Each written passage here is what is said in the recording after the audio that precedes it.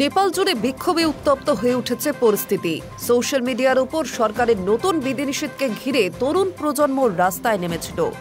জনপ্রিয় platform block করার সিদ্ধান্তে দেশ জুড়ে শুরু হয় প্রতিবাদ। পুলিশি হস্তক্ষেপে সেই বিক্ষোভ দ্রুত সহিংস রূপ নেয়।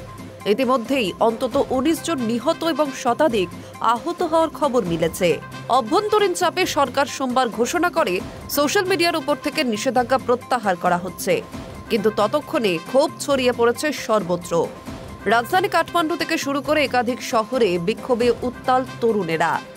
জেন জেড আন্দোলন নামেই পরিচিত এই তরঙ্গ দেশ জুড়ে তীব্র প্রভাব ফেলেছে। এই সহিংসতার দায় নিয়ে প্রথমে পদত্যাগ করেন গৃহমন্ত্রী রমেশ লেখক।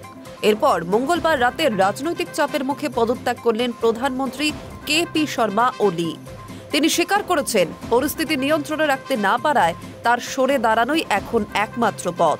বিশেষজ্ঞদের মতে ওলির পদত্যাগে নেপালের রাজনৈতিক অনিশ্চয়তা আরও বাড়ল। সংসদে এখন নতুন নেতৃত্ব নির্বাচনের আলোচনা শুরু হয়েছে। আন্তর্জাতিক মহলও পরিস্থিতির দিকে নজর রাখছে। ভারতের পররাষ্ট্র মন্ত্রণালয় জানিয়েছে, প্রতিবেশী দেশের তরুণদের মৃত্যুতে তারা গভীরভাবে শোকাহত এবং গণতান্ত্রিক সমাধানের আশা করছে। সংক্ষেপে, নেপাল এখন এক অভূতপূর্ব সংকটে। একদিকে তরুণ প্রজন্মের ক্ষোভ, অন্যদিকে রাজনৈতিক নেতৃত্বের শূন্যতা। আগামী দিনগুলোই ঠিক করবে দেশ কোন পথে এগোবে। Hi news network.